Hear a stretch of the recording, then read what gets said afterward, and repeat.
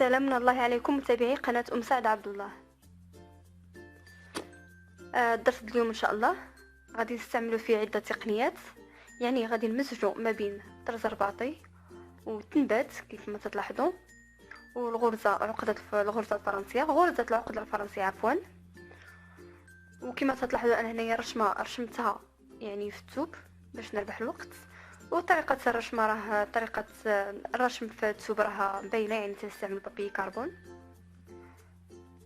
غادي نحتاجو، المهم دابا غادي نذكر المواد اللي غادي نحتاجو طبعا الصبرة، انا اختاريت هاد جوج الوان.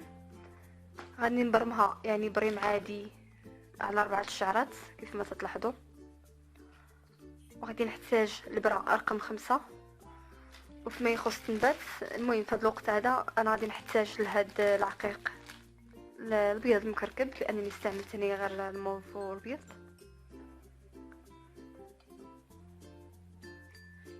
كيف ما تلاحظوا هنا الوردة اللي عندي فيها 3 الاجزاء، يعني 1 2 3. يعني اول حاجه غادي خاصني نبدا في هاد الحاشيه اللي على برا، يعني الجزء الاول اللي على برا.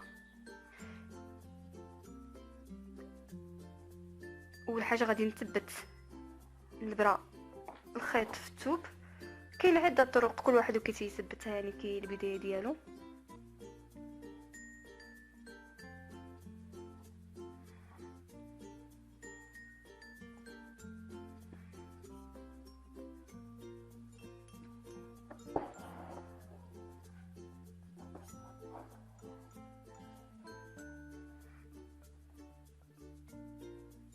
يعني هنا غادي نخدم طرز رباطي عادي، يعني غادي نقنصل ما بين الخط الفوقاني والخط التحتاني. غندور الخدمه باش تجيني سهله.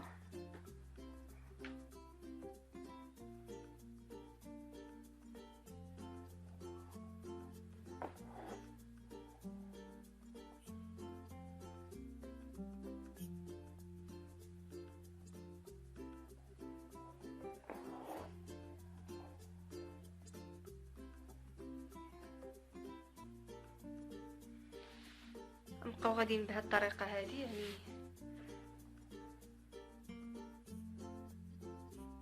نبقاو نوصلوا ما بين، نبقاو غاديين مع الرشمه مع الخيط الفوقاني والتحتاني. عفوا الخيط انا هنايا طولته شويه.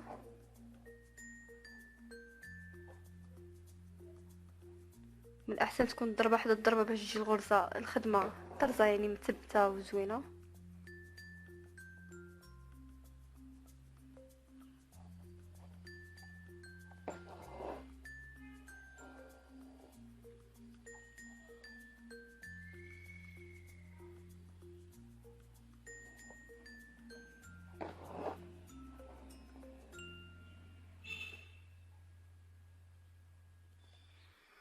نبقاو غاديين بنفس الخدمه بنفس الطريقه.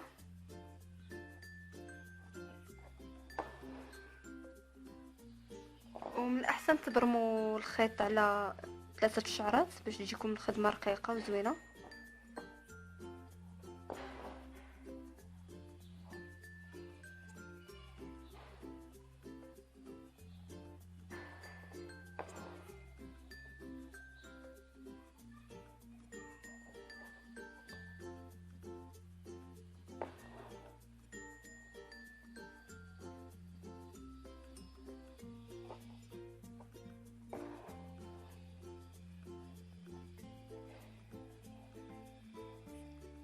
وغادي نبقاو غاديين بهذه الطريقه هذه.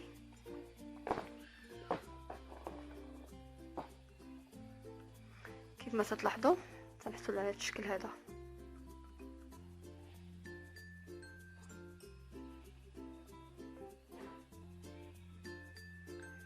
المهم دابا غادي نكمل هاد الجنب هذا اللي عندي، هاد الجزء هذا كامل، ومن بعد نتلاقاو باش نخدموا هاد الغرزه الفرنسيه.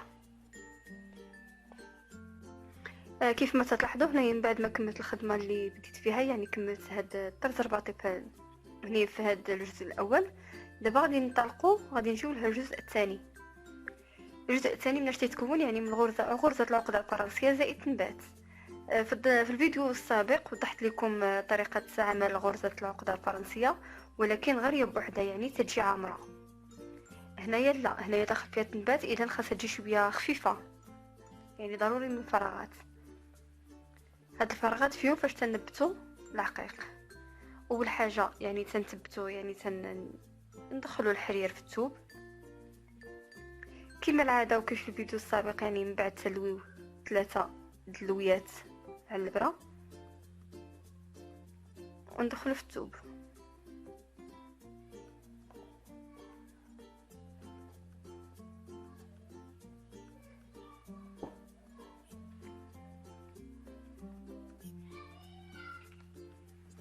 غادي نخلي شويه الفراغ دابا، ما غاديش نجي حداها نيت بالضبط، ضروري غادي نخلي شويه ديال الفراغ، يعني خاصها تجي خفيفه.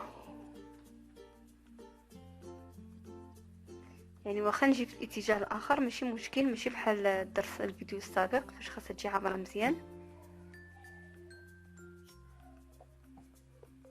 صافي ونجبد.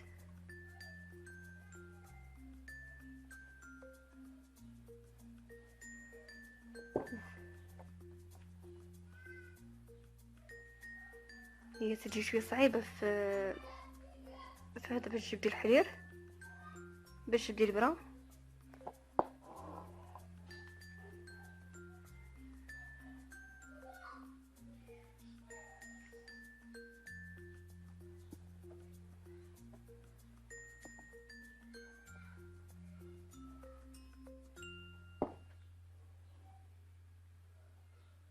لاحظوا اليد الاخرى راه شاده لي الحرير. صافي نبقاو مستمرين بهذا الشكل هذا، يعني فوق ماشي بالضبط وحده حدا وحده، المهم شكل عشوائي. غير اللي مهم خاص يكون فراغات ما بين كل، مش ماشي المهم فراغات في ما بين كل غرزه وغرزه.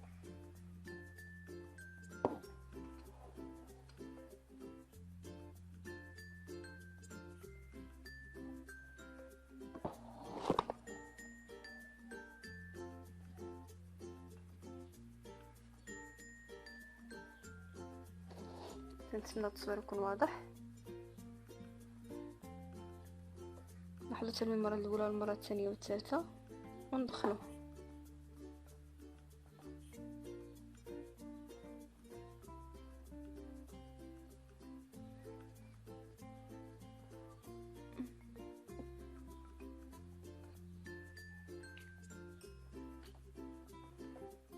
غادي يجي لهنا،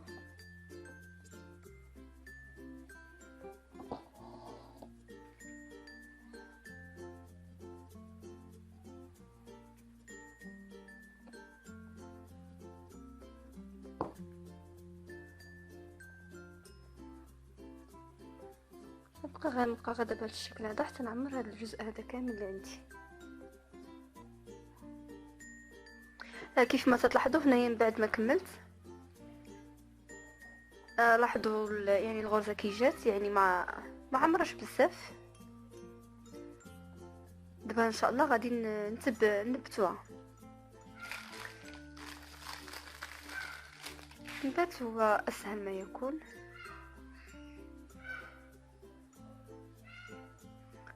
لاحظوا يعني تندخل البرا بشكل عشوائي، يعني في اي مكان شتو خاوي تندخل فيه البرا. صافي ناخذ واحد العقيقه ونعاود ندخل البرا في تقريبا في نفس المكان فين خرجتها. لاحظوا اسهل ما يكون، يعني عمليه جد سهله. تنخرج تاني البرا في مكان اخر، يعني بشكل عشوائي، ماشي مكان معين. لاحظوا نعاود ندخل البرا، نعاود نخرجها في مكان اخر.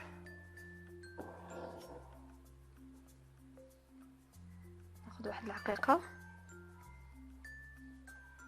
وندخل.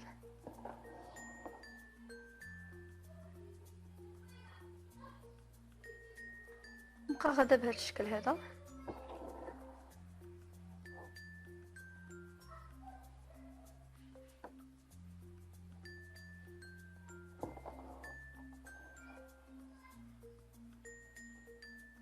يعني المكان اللي عجبني، المكان اللي شفتو شويه خاوي نعمر بالعقيق. ناخد عقيقه ونعاود ندخل.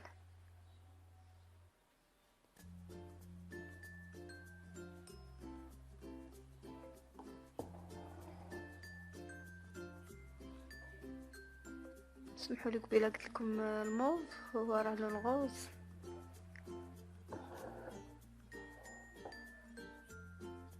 الغوز والابيض.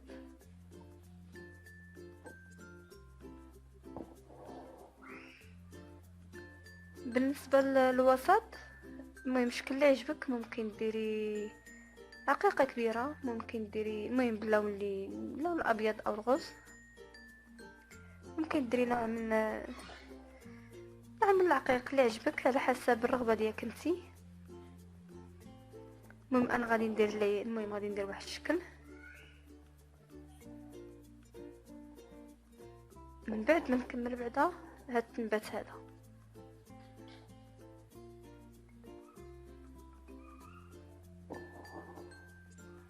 باش نطلقو تاني الغصن. نشيل هاد الغصن هذا، هاد اللويه وهاد الوريقه.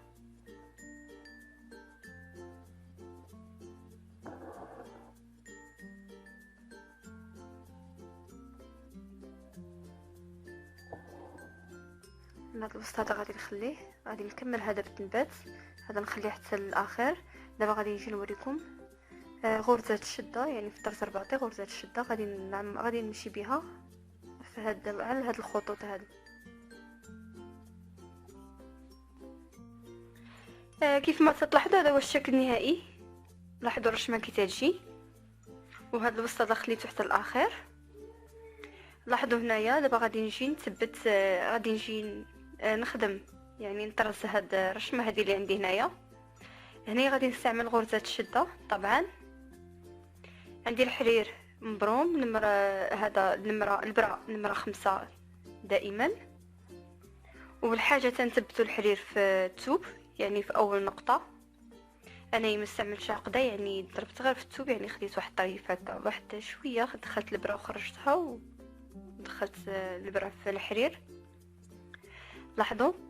اول حاجه تنجيو تنخلي واحد شويه المسافه كيف ما تلاحظوا، واحد شويه المسافه. تنجي تنضرب، تندخل البرا ونهز واحد شويه المسافه. طبعا تنهزها ونخرج في النقطه اللي متقابله مع هاد النقطه فين دخلت البرا، يعني ماشي الفوق ماشي لتحت. لاحظتوا؟ صافي دابا غادي نجبد البرا.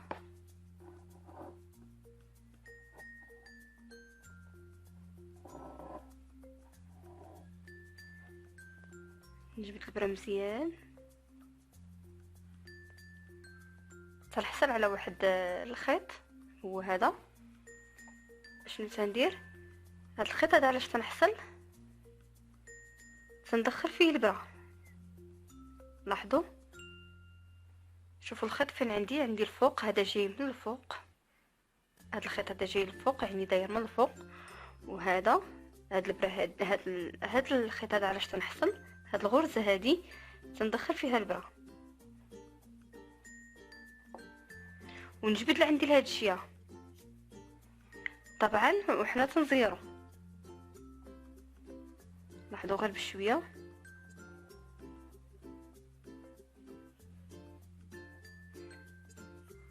هاد الخيط هذا اللي لاصق في البرا تنجيبو تيكون عندي دائره. لاحظوا مزيان، ها هي هذا يعني تنكون به دائره. لاحظتوا؟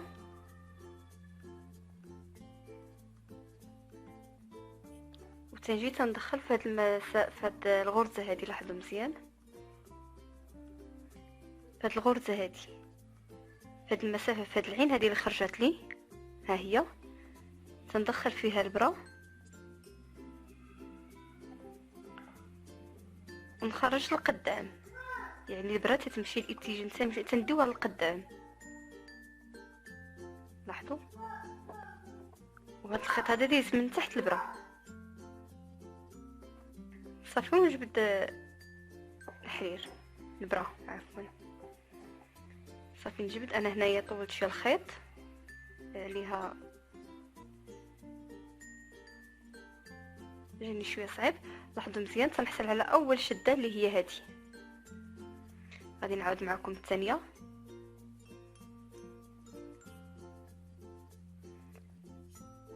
تنجي النقطه اللي متقابله مع هاد الشده هذه، يعني هنايا بالضبط، ونخلي واحد شويه المسافه للقدام.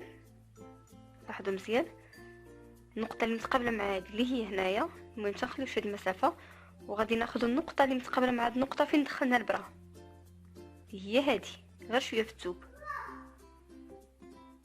لاحظتوا الخيط هنايا طبعا ما دايش تحت البرا، ها هو عندي عادي يعني دايز من تحت. غادي نجبد البرا لهاد الجهه. لاحظتوا من بعد الخيط برا لهاد الجهه تنجي تندخل في هاد الغرزه هادي على الشكل اللي حصلت عليها.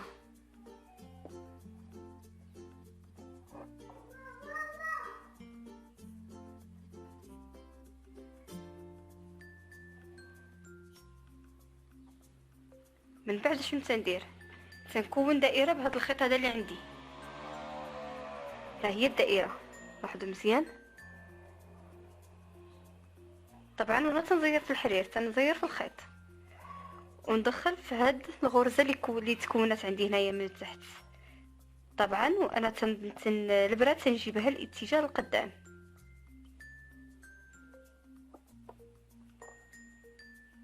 لاحظتوا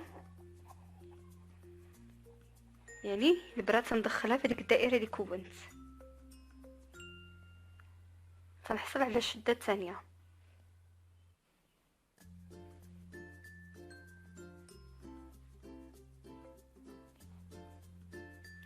تنتمنى تكونوا فهمتوا.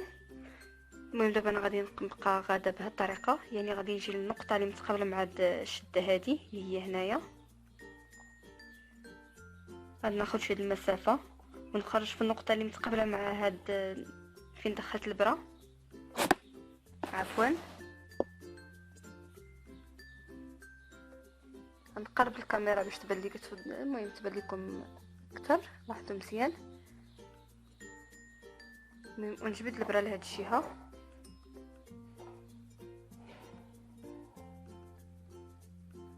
لاحظتوا من بعد لاحظوا مزيان الخيط عندي يعني عادي دايز من الفوق. تنجي هاد الغرزه هذه اللي حصلت عليها تندخل فيها البرا طبعا لجهتي.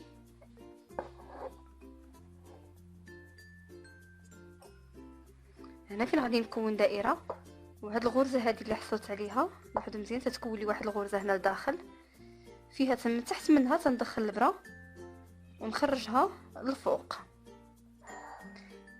طبعا تنمروا في الدائره اللي كونت بالخيط.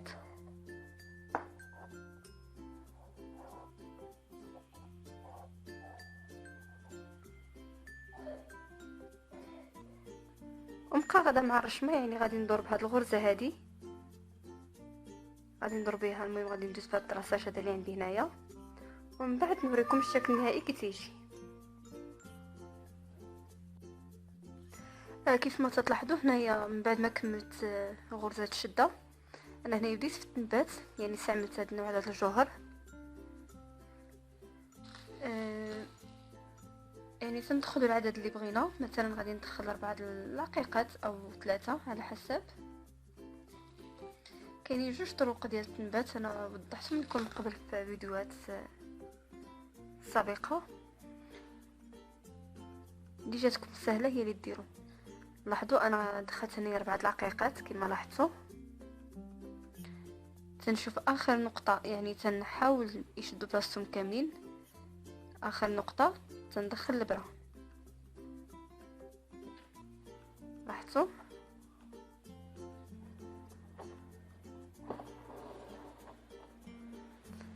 ها هي. من بعد اش ندير؟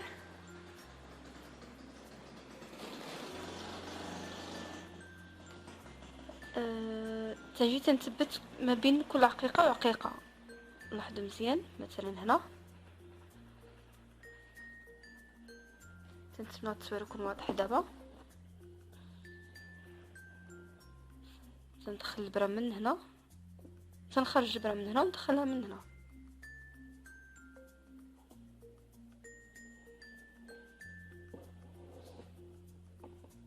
لاحظتوا؟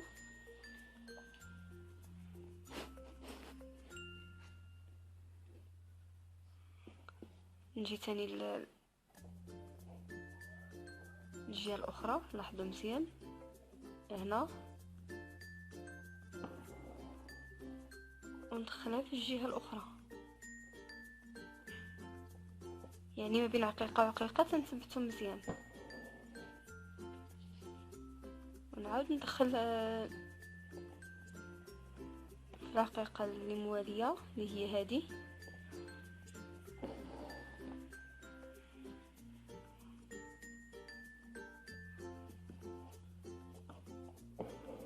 ندخل هنايا وهكا بالتوالي.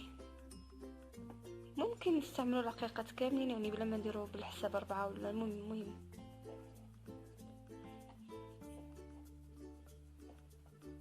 نعاود ندخل هنا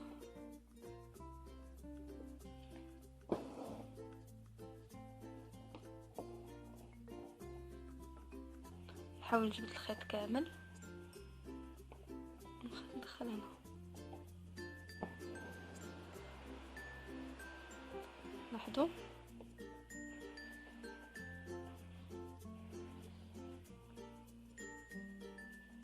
صافي. نعاود نخرج البرة في اخر نقطة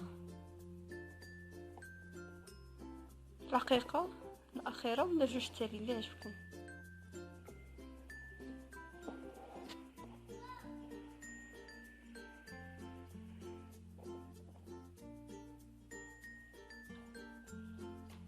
دابا ثاني غادي ندخل واحد العدد معين من العقيق، جوج على حسب المسافة.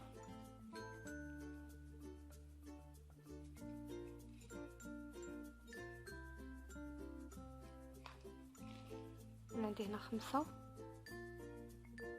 وانا غادي نعبر بعد البلاصة نشوف واش كافيين هاد 5 ولا لا.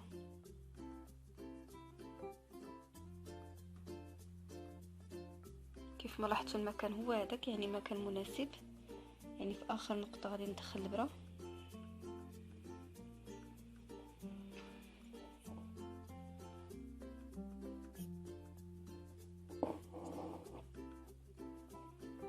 صافي ونثبتهم. ملي غادي ندور عليهم بالبرة والخيط راه كل عقيقة غادي تشد المكان ديالها.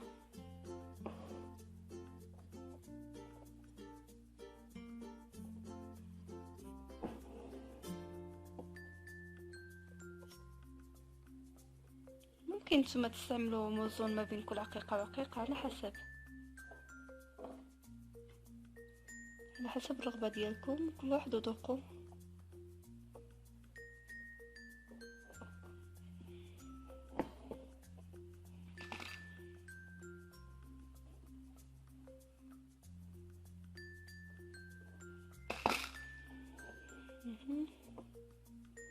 لاحظتوا العقيقة كل عقيقة بدات تشد بلاصتها.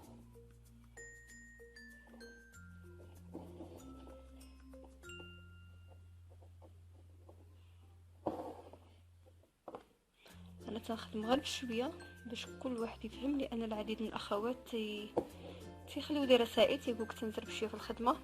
لاحظوا انا كملت هاد الجهه، دابا غادي نجي الجهه الاخرى.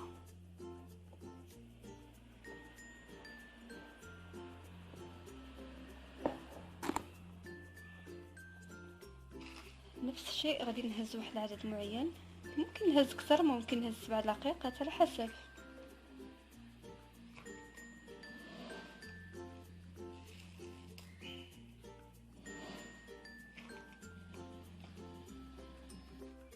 هنا دخلت 10 دقائق كما لاحظتوا.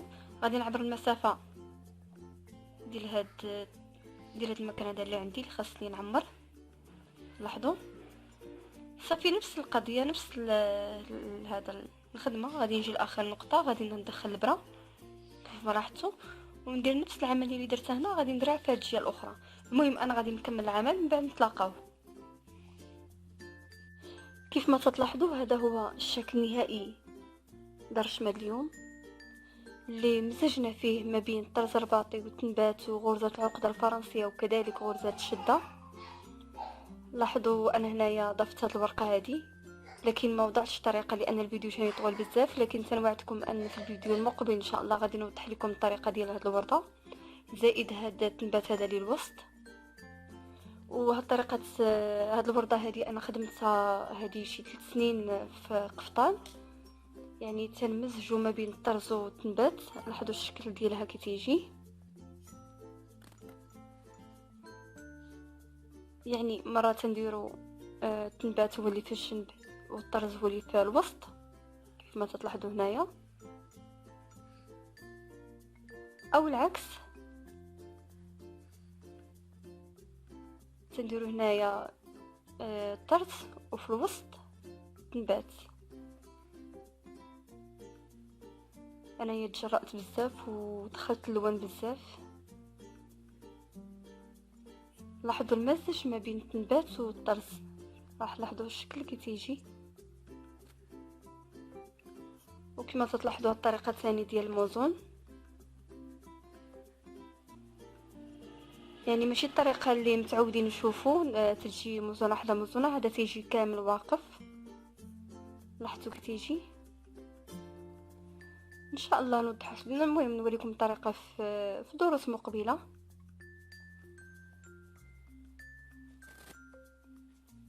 المهم انا هنايا كنت باغا نوريكم غير يعني هاد الورقه هذه كي تجي، هي هنايا اللي استعملت هنا في هاد الرشمه اليوم. وكما العاده في نهايه كل فيديو تنقول لكم ما تنساوش تدعموا القناه، وذلك بوضع لايك وتعليق والاشتراك فيها. كانت معكم أم سعد عبد الله.